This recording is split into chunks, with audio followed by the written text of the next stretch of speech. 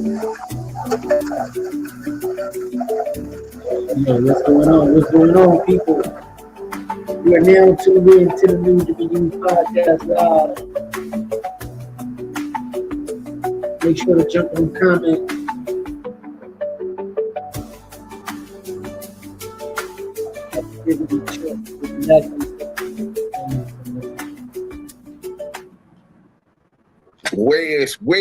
Where's hello. Imagine being able to build an app with your... You do this. What's going on, people? What's going on, people? Jump in the comments. Never stop. What's going on? What's going on, huh? We on that good live tonight, man. Let me get you in on the conversation. We just did one with Capo too. I gotta play that. I'm gonna play that after this. We just did some dope shit. I got a question, huh? Would you date a midget? Would you or would you not date a midget, bro? Hit me with that one.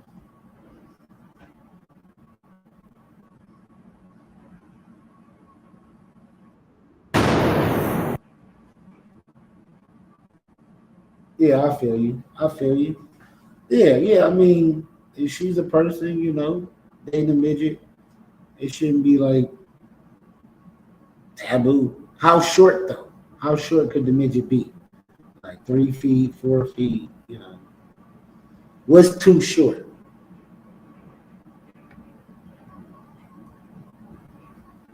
What's too short of a midget to date?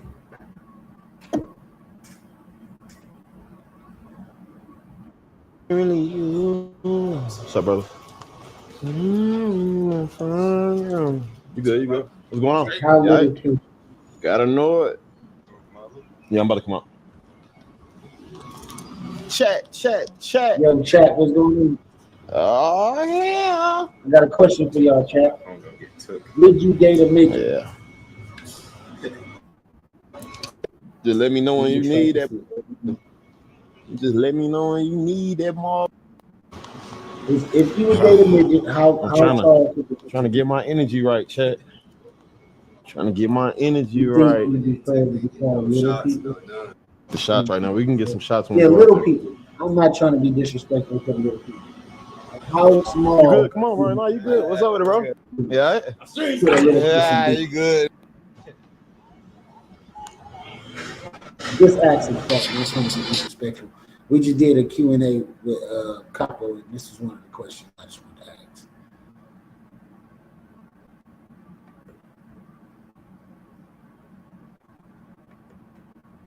Let me Google some good questions.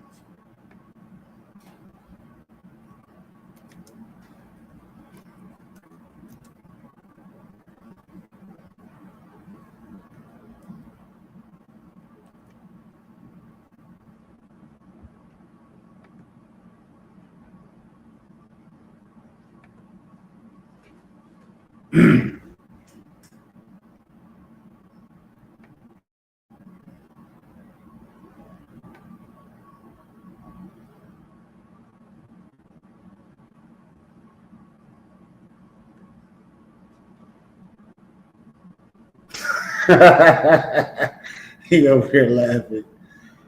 All right, this is another thing. Like, say a person.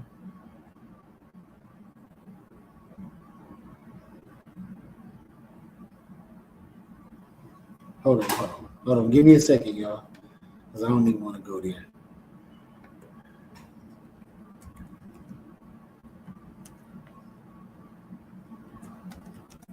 I don't even want to go there. Give me a second.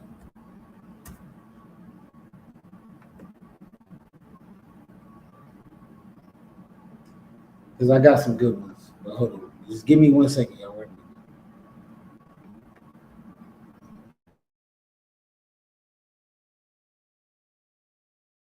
minute. All right. How long do you think you would survive a zombie apocalypse?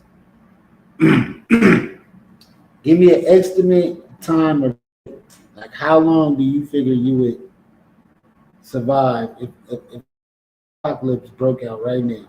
All the people that got that shot, if that if they just turned into zombies, how long would you last?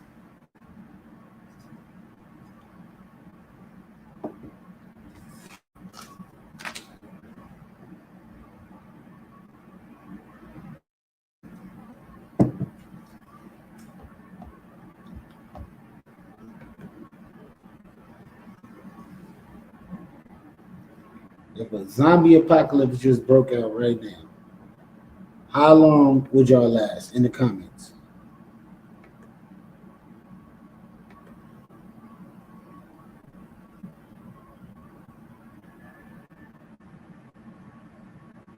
You still there? You heard that one?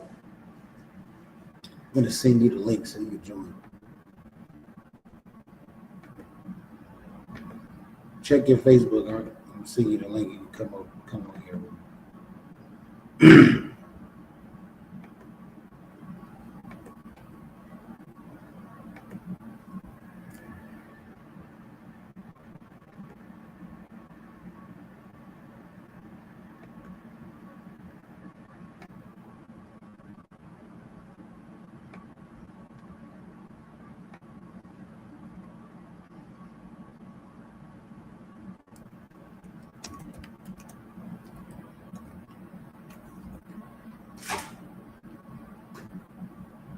Nigga said it at the end. Like, well, how you know you're gonna make it that long? Like the end. I mean, I'm praying that we all make it to the end. Honestly, that is funny as shit.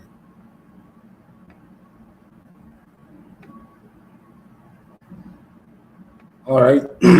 Some more news you can use with Putin in Alaska for future Ukraine war hanging in balance. Okay, they trying to stop the war out there. What do y'all think about that? What do y'all think about Trump going to go meet with Putin to squash the beef? You know what I'm saying? In a whole other country, What do y'all think? Y'all get in the comments and let me know.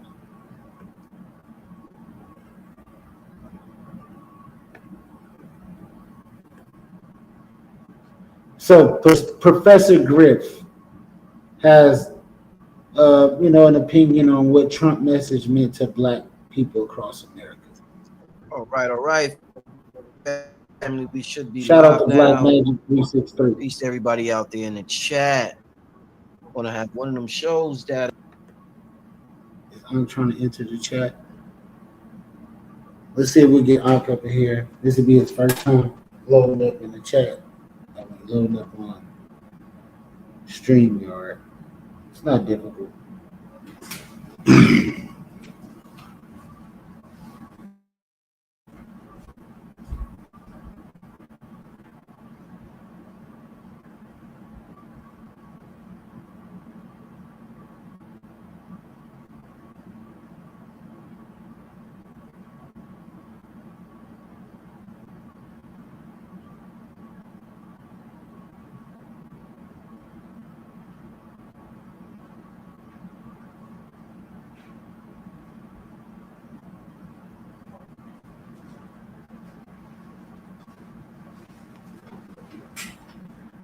Trying to enter the Zoom. Did you jump in the chat? Hit that link on Facebook, man. You can get in here with me.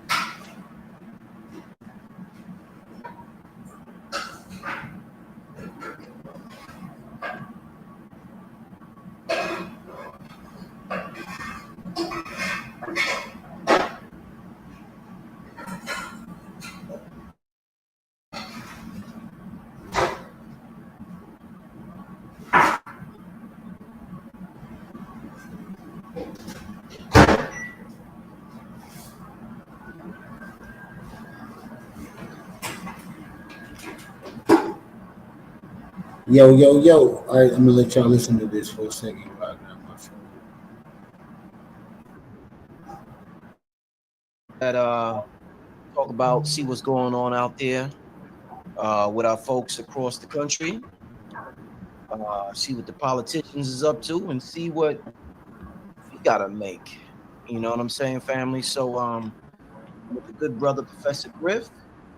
Love having this brother on here. The brother teaches self-defense.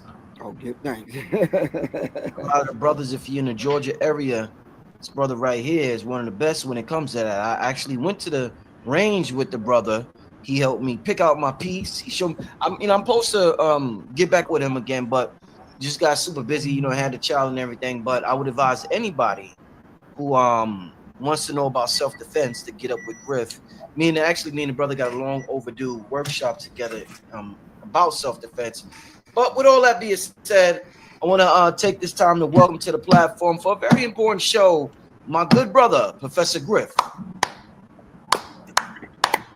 Welcome back, Griff. Peace. It's a pleasure and an honor to be back, man. To be in your presence and be behind this microphone and in front of this camera so we can break some bread and reason and dialogue. Yeah. I want to I look forward to the dialogue tonight. We always have a very interesting. Let me pull up something real quick, Griff. Hold up. Always have an interesting dialogue. I don't think you know how to do it. Interesting dialogue with you, my brother. This one right here, you're older than me, brother. So I'm wondering if you've ever seen anything like this before, where a president calls in the troops on the citizens, on the people of that. Yeah. Everything's just moving so fast, Griff. And the last time I try not to get in the rabbit hole of politics, but 1 minute he was after the immigration and the immigrants. Then out of nowhere, I just heard that he's targeting homelessness and crimes in a city that they say crime is down. Right. So I'm just curious about. I said Griff going to come with the receipts. I'm curious about what's really at stake here. Why is this man moving the way he's moving? And perhaps was this the plan all along? So let's talk about what's happening right now in DC. Let me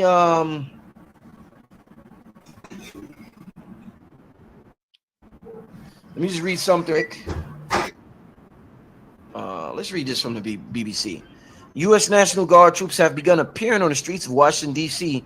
a day after President Donald Trump deployed the troops to the city and took control of its police force. As he argued, violent crime was out of control.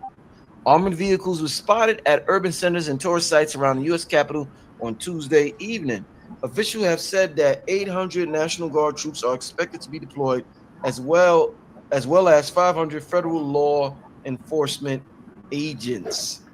Washington, D.C. Mayor Muriel Bowser, a Democrat who has denied crime is out of control in her city, described the troop deployment as an authoritarian push. So what ended there? We got a lot of folks, a lot of family from DC. A lot of y'all, listen, real quick. If you're from DC, I'm gonna put the if you're from DC, I would love to hear from you about what's going on out there. I'm gonna put the link in the chat. If you're not from DC, don't click on the link. We will just disconnect you and ban you from ever calling again. But if you are from DC, I shared the link. We want to know personally what's going on. Somebody said DMV in the building. Brother right here. Well, call in if you want to call in, please. If you're from DC, I know I got a lot of love and support from DC on this channel. Y'all come to my lectures, everything I do, Stone Mountain, y'all always there. So shout out to the DC natives. But calling y'all, I'm gonna post the link continuously in the chat. I don't have King Simon here today. Tonight he's doing a show right now. Griff, with that being said, what's going on, my brother? What do you think about what you're seeing with President Trump? Greetings once again, and I think from where I'm sitting, I'm looking at it, and it's reminiscing of a few things. Number one, it's reminiscing of, I think, Reagan and Lincoln were probably only two presidents that called for martial law.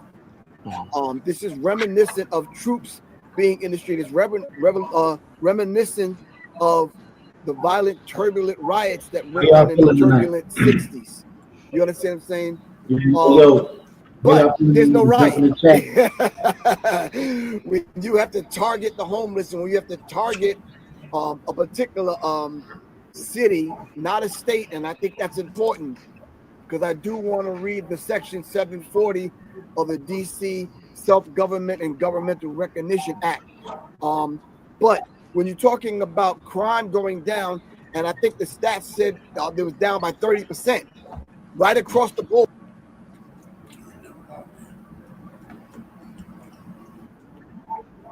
From violent crime to petty crime, all of the crime was down 30%. Then you have to have a justification and a reason for bringing in the National Guard. Now, you just can't deploy the National Guard for any old reason. You have to have a reason.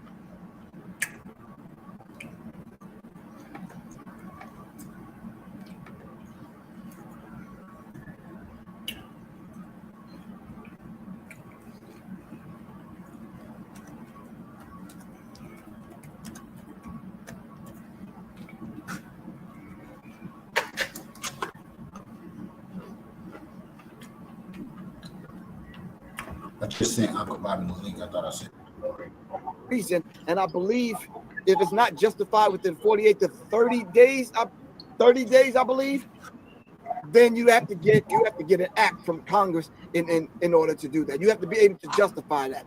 Okay. So he enacted the section 740 of the DC Self-Government and Governmental Recognition Act, also known as the DC Home Rule Act, primarily deals with the control of the Metropolitan Police Department of the District of Columbia. And that's key, Brother Rich, because Washington, D.C. is a city-state, not a state. Okay. You understand what I'm saying? So they're able to come in and override the government and do a federal takeover of the government. And all the police departments and agencies have to stand down to the president. So then he put 800 boots on the ground. And I just sent Uncle Bobby the link, so hopefully he hit that link. It was active 5 minutes ago. Uncle Bobby, if you're watching, hit the link. I just sent it to you. It's embarrassing to hear the list of people that were arrested and what they were arrested for. You understand? It's just petty crime. It's ridiculous. An overdue parking ticket, or just overstaying your welcome at a hotel or something. It was really petty. Right. Indeed. You understand what I'm saying? That the local police could not have taken care of.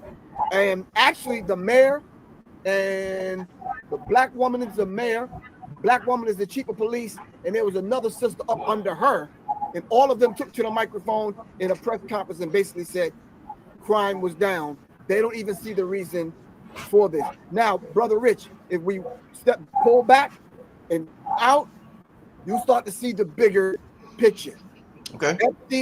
Epstein files as an issue, so now he has to cause deflection and basically cause a diversion to pull people's attention away from that onto something like this. And this is a big enough thing right in his front and backyard. Now, I'm not sure how many times you've been to DC, Brother Rich.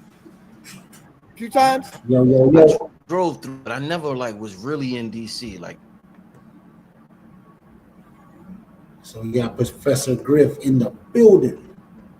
Never. Shout out Professor Griff. When I was writing my book, The Psychological Covert War, on hip hop, I spent a lot of time in DC, Tacoma Park, Bowie, the DMV area. And the hood was right down the street from the White House. Prostitutes and all kind of stuff. But does that justify you bringing in the National Guard? It's something a lot bigger going on behind the scenes. Last but not least, I think this is a case of the Hegelian dialectic principle. They're going to cause some things to happen in order to justify the National Guard being there. Right. Okay. Griff, let me get some info from our family that we have in DC. Let's see this first. Peace, brother. What's your name? Peace, family. My name is Brandon. So you in DC right now? Yeah, I'm in DC right now. All right. So from what you see, what's going on right now in DC, my brother? So what I see, what's going on right now in DC, when it's turned at night, that's when they're really out. So you got the ATF, the FBI, Homeland Security, ICE, Uh-huh. and they're patrolling majority of black communities Mm-hmm. and some federal parks, Logan's Circle, DuPont's Circle. But the main thing what they're doing, they pulling over people, and when they pull over people, you have at least 10 federal agents behind them. Mm, So you have the FBI, the ATF for one car. And mm. it's like that intimidation factor that they're really doing right now. Okay. And then they're walking through the Section 8 housing and stopping people. If you smoking weed, drinking liquor, the number thing that black people that do in that community really do, especially during the summertime, they shutting it down. And they now rolling this 5 cars deep, 10 cars, Yeah. tinted windows. It can be Nissans, Toyotas, like all these cars is cars that either the people that's on the block that are in the street life, you might think it's their ops, Mm-hmm. or you might think it's the police. And they're just walking through, patrolling. Like I said, it's a really intimidation factor they're really doing right now. And they have checkpoints and these certain neighborhoods already. So before this happened, MD Metropolitan Police was doing checkpoints, safety checkpoints, where they randomly pull your car over to do checkpoints. And they're still doing that now with police agencies that's there. Have there been any incidents so far in DC with the? No incidents yet. I just thank God for that, because when the youngest, the youth, they don't really respect the police out here. Like they'll curse them out, record it, and like that's the main thing. Before all of this happened, the youth in DC was just doing pop-ups in different parts in Navy Yard and Southeast, the Wharf, and they were just out of control.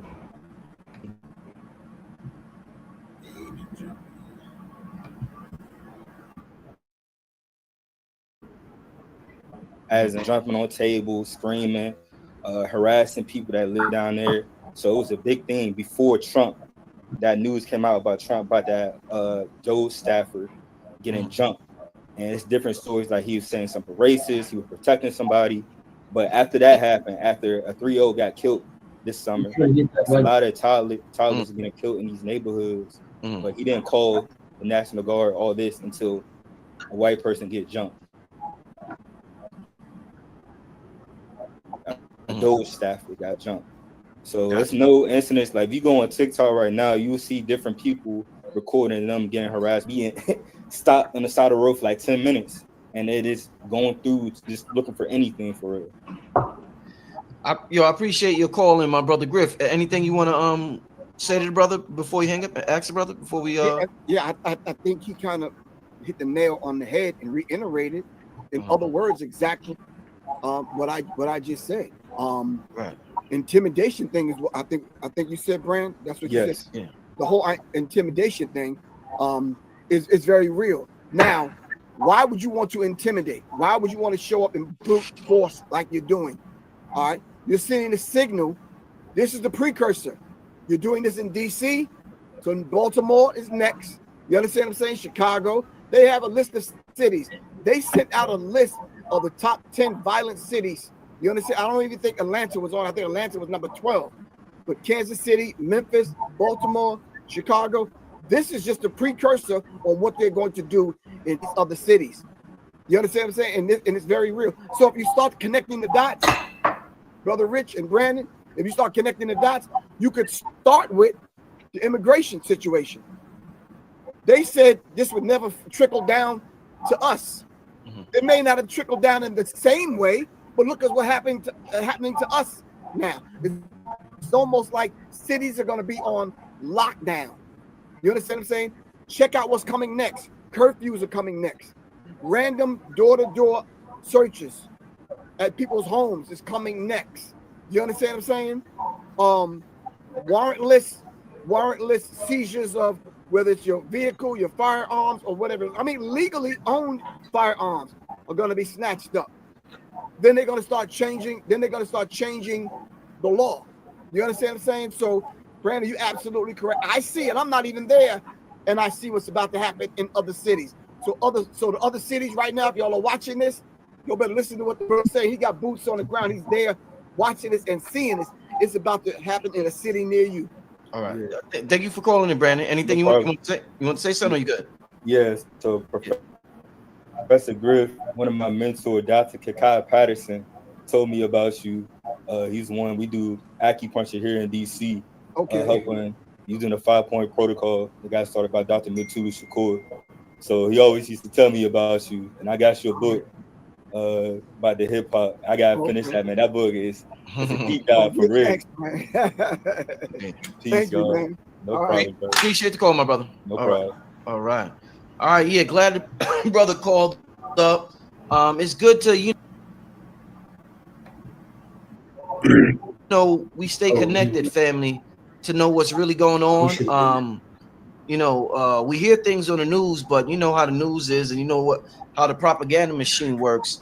Yeah, Griff, you're right. Trump actually in a press conference, he cited Chicago, I wrote down New York, Oakland, Baltimore, and LA as other problematic cities when it comes to crime. So you're right about other cities, right? Indeed. He's basically, and he gave a list on the particular things that was going on in these particular cities. You understand what I'm saying? He talked about the crisis level in crime. Right. When anybody could do a basic Google search and you see that the crime was down. Right. You understand what I'm saying? They said it was down by 30%. But Trump characterized the city being overrun by crime. Mm-hmm. You understand what I'm saying? So that's a whole these are like, this is like when he speaks, it's almost like dog whistles he's blowing. We hear it, but the other people hear something totally. You understand? When he says using the language of characterizing a city as being overrun by crime, bloodshed, he used the term bedlam and squalor, arguing that police safety and public safety in DC has deteriorated to the point of requiring federal intervention. Now, when you start describing a city like that, Brother Rich, come on, man. You would think people just can't walk the streets, can't go to work, can't do anything. Come on. No, DC was not in that condition, man. According to him, a minute ago, DC wasn't in that condition. Now, all of a sudden, yeah. He has to use that as justification. One thing that keeps coming up, Biff, is that people keep talking about the culture. I've seen in the chat and I've seen in other videos, and a lot of people are curious. The culture of, there's this word we use to describe the young black men now, and it's YNs. It is a problematic way. It's a bad way to describe our youth by calling them young niggas. And I'm not a fan of the term, so I don't use the term, but it's a very popular term on the internet. But it just creates an energy that's going to continue. I don't look at it as being a term that kind of wants to resolve the problem. It's just kind of, it's a very negative term. I wonder who actually created it. But with the drill music, a lot of people feel as though in New York and a lot of areas, when drill came out, violence, it got different, Griff. People started going to people's funerals, shooting it up. There was rappers that would, a rival rapper got killed and he would post the video at the gravesite. I think that was a rapper from Florida or something like that. And it just got more degenerate than we have ever seen it. The music industry, and the music industry is the main thing that influences our youth, especially when there's not a lot of parental control in the household. So what are we to do about this culture of what they call the YNs if people don't want Trump or the police or anybody else to take the turn that they're taking? What's the solution to what they call the YNs in our culture, Griff? I think there are many solutions I attended a conference where I received this certificate of appreciation of being a dope dad, Oh, wow. which was a father and son thing that I spoke at. It was critical. It was a very beautiful thing, and there was a lot of people there from a lot of different organizations, probably about 10 different organizations of strong black men that had organizations that were running the so-called YNs through their programs. You understand what I'm saying? And these brothers were actually changing lives. Now, were they hindered by the politics and the politicians in the city of Atlanta? Yes, they are. Are they hindered by high brand kind of revolution? I'm not revolution, but religious figures in Atlanta and in Georgia? Yeah.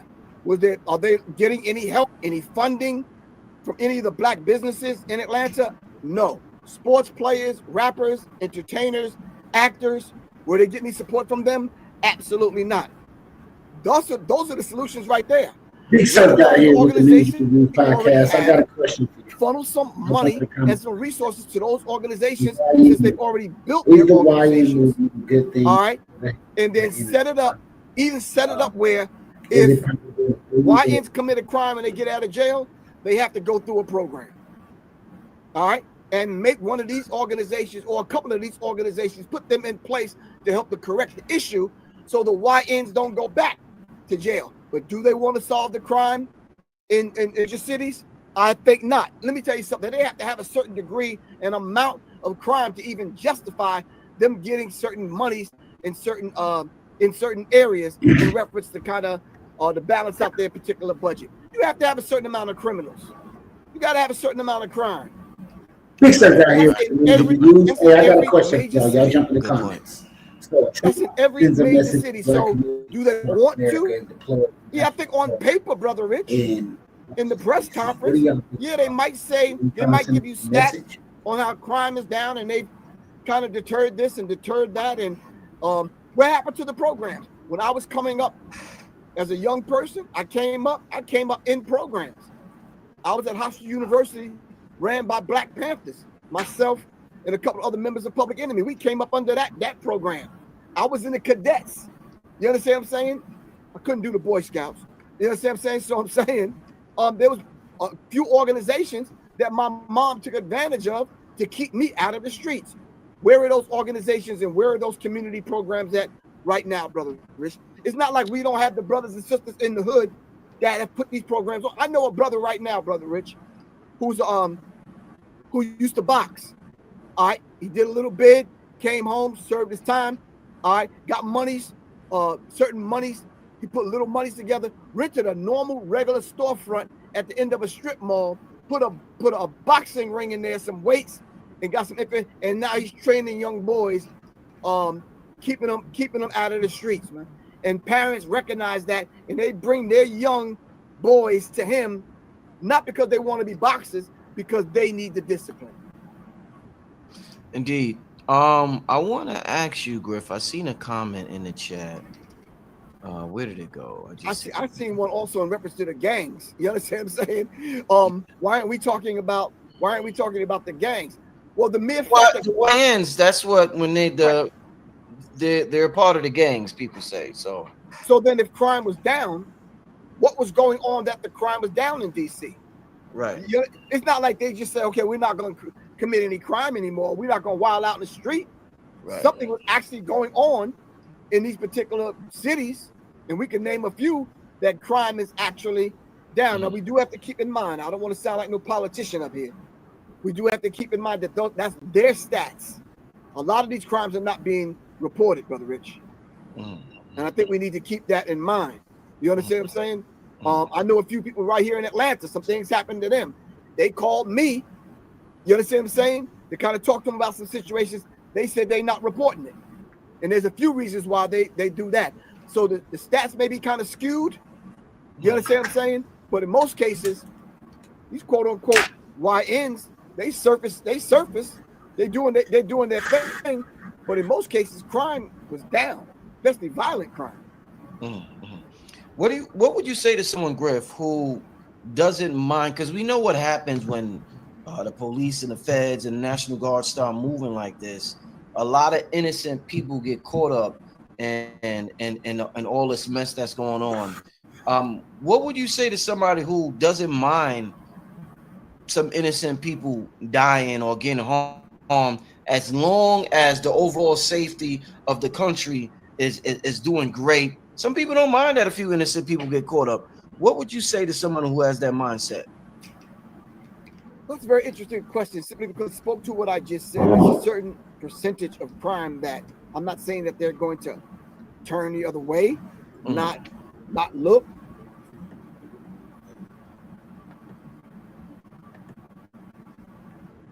Not report it or whatever.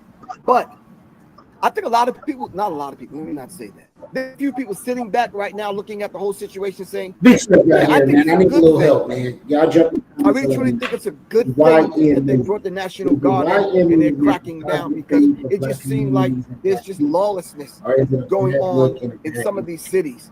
They're Y'all sitting, jump in the people are comments. sitting back with that mindset right now. And to them, we need to say, okay, well, what if that was your relatives that never got an opportunity and a chance to know and understand themselves in order to do good in school, never learned anything about themselves, never had a chance to get a summer job, never had a chance to be in a program to help them out through from boyhood to manhood. All right. We could look at how they kind of deal with all of the organizations like the Nation of Islam that has strict discipline in the FOI. You understand what I'm saying? I know a couple of organizations that are like that right now that are not religious. They have strict discipline. So for those people that are sitting back saying, yeah, well, it's going to be a certain amount of crime, long as it ain't me. You understand what I'm saying? And I say to those individuals, use this data, Brother Rich, to put some things in place to actually change the law in the District of Columbia. When those laws, a homeless dude in a wheelchair, what law is he breaking? Sitting back thinking there's a certain amount of crime that's going to go down, but what law is he breaking for him to be surrounded by 8 police officers from 9 different federal agencies? There's no justification for that. You follow what I'm saying? And so we have to look at these people. Those people look, Brother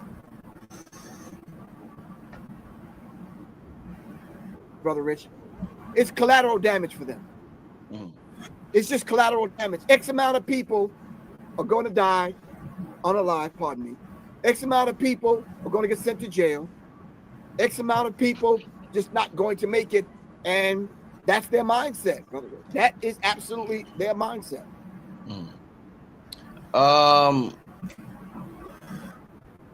Yeah, Verbal. What? Why don't you call in, Verbal? I know this is a white dude.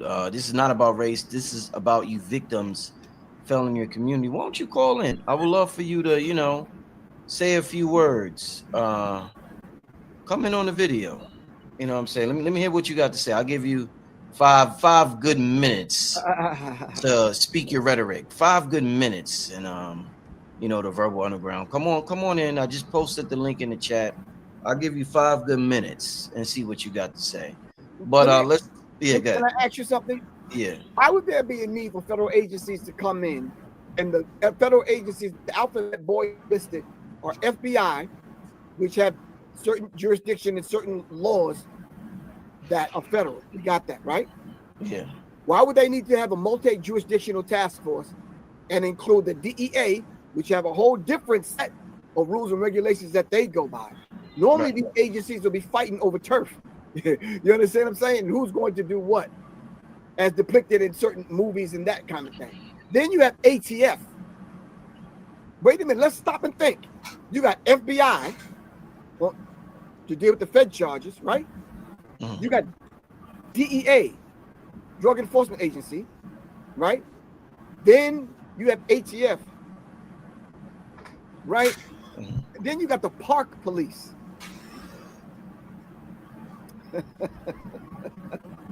Then you got local police, which are going to stand down. And then to top it all off, you got 800 National Guard. It's almost like you preparing for a small war. You follow what I'm saying? Yeah, no, What definitely. is the justification Yeah, if yeah, crime was down? yeah. But Griff, what is it? What exactly? Because everybody's talking about the Epstein files, and everybody's like, yo, he's doing all of this. He's creating a problem and pretending to fix it, all because of the Epstein's files. Is it bigger than the Epstein files, or is the Epstein files that serious? Because I didn't really see how much Trump was involved in the Epstein files. So if you could like, is it that serious with the Epstein files that Trump will do all of this just because of that, Griff? Oh yeah, it's that serious because when you start talking about the actual file, which they said they had at 1 minute, 2 days later they said there's no file. When they said there was no file, then it opened a can of worms, and everybody said, "Well, wait a minute. Then why is Ghislaine Maxwell in jail if there's no file?" Right. You understand what I'm saying? I heard through someone else that knows someone else basically said that she had the file on a microchip. You understand what I'm saying? The file, someone's holding on to it, and that's her bargaining chip. I wouldn't be surprised if they let her out of jail. You understand what I'm saying? Simply because, listen, let's look at it like this and let's understand this to this degree. The Epstein situation, that's an entire psychological operation. Let's just stop saying it's this, stop saying it's that. It's not either or, it's both and. But if you pull back and zoom out and look at it for what it is, it's a psychological operation. We already know that he was Mossad. We already know she was Mossad. We already know who her daddy was. You understand what I'm saying? We all know the list of people that groomed him to be in the position that he's in. They said it was over 4,000 bank wire transfers coming from Trump to Epstein. Shit. That's 4,000 cases. You understand? They got footage. They got pictures. They got names. You understand what I'm saying? So it's like, yeah. And it's not only involving the president. There's rulers and politicians and from foreign countries and this kind of thing, man. You understand what I'm saying? That was an operation that was going on, an intelligence operation. They have footage on everyone, not only the flight log manifest. They got actual footage. You think P. Diddy had footage of what was going on in his cribs? Yeah, that makes that look like child's play, man. Let me. I think we got the verbalist in the back. I think that's his. Peace. You're the verbal underground, right? Peace. Can y'all hear me? Yeah. You're the verbal underground. That's correct. My moniker is the verbalist. My company is Verbal Marketing, and I manage the channel, the Verbal Underground. That's correct. That was me in the comment section. Yes, sir. You're doing a lot of promo to start off with, brother. You're doing a lot of promo. Listen. All right. The reason why I respect everybody's opinion, but all right. So this is my thing, verbalist. When I hear that you victims, it sounds like, and I hear a lot of white supremacists use that term, and it's like a gaslighting technique, whereas community. And Griff done ran down a whole list of things, whether it's redlining, Black Wall Street, crack cocaine epidemic. I mean, the list goes. Black farmers, a conspiracy against black farmers. So it seems like, imagine if somebody continuously, directly conspires against you and your family in your home, and then after they do it, they say, "Oh, you're playing the victim role," and you're like, "What the fuck? Well, you're victimizing me. What do you expect me to say?" So, what do you mean by you victims to a community who's, and you're obviously, you're melanated. Why would you say you victims to a community who's constantly, historically being victimized by the same government that we're talking about on the show today, my brother? All right, I appreciate the question. First things first. That specific comment that you highlighted, I was in the chat from the beginning of the episode, and that particular comment that you highlighted was directed to a couple of individuals that in the comment section trying to make it a race subject while I was trying to expand the conversation outside of race. And to piggyback on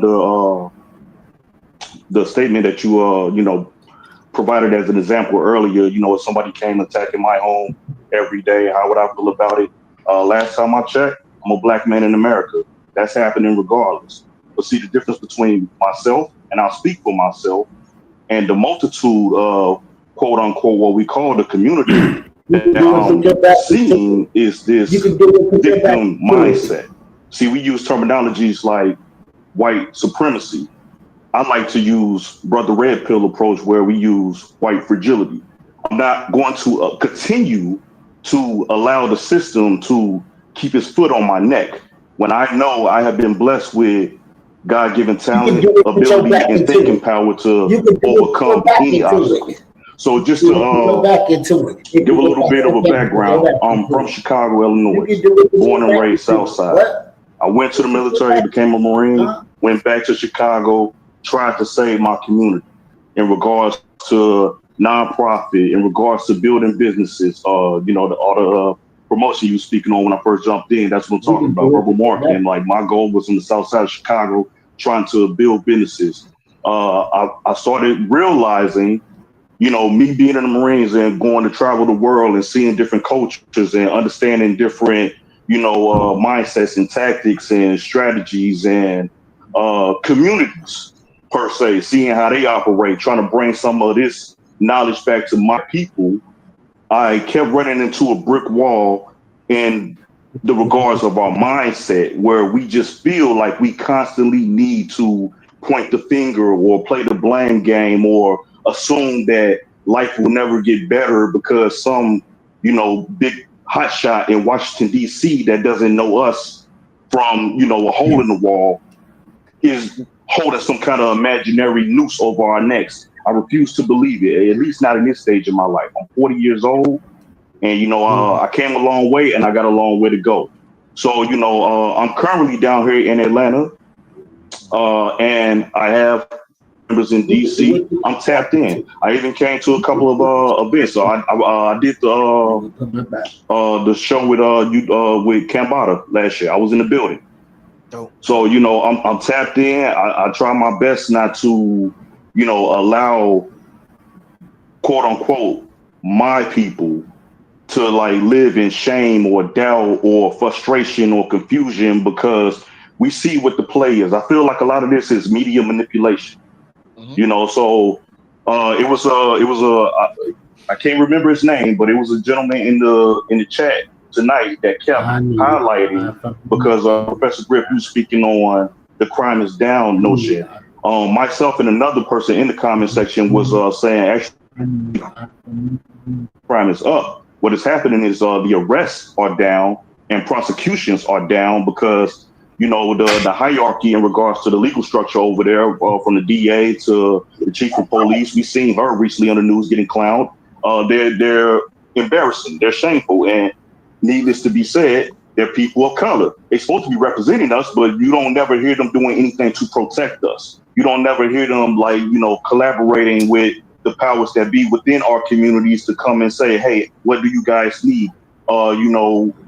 How can we help? They don't show their faces. We know who they are, but they don't come and show their faces to us. So when it comes, when it's time for us to sit down in the community, like we're going to be in these YouTube streets, we have the people that don't go outside, that don't touch grass, that don't know nothing about their legal structure, that don't know who their councilmen are, that don't know nothing about, where their children at night.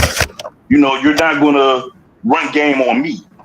That's all I'm saying. So when I try and say, hey, let's kind of get off of race and let's talk about class. How about that? Maybe since I don't know what people thought was going to happen when President Trump got elected. I don't know what people thought was going to happen. What did you guys thought was going to happen? We knew what time it was. The game was going to change. So I didn't sit in my corner and just shiver me timbers. No, I put my thinking cap on and I said, okay, I got to strategize. The Republicans going to come in with the playbook. They gave you 4 years. It's been telegraphed for 4 years, that he was coming. So if I'm talking from everybody, to the parents, to the politicians, we seeing these politicians down there in Texas running up to Illinois, You know what I'm saying? To prevent the incoming structuring of gerrymandering and all this nonsense. They giving us the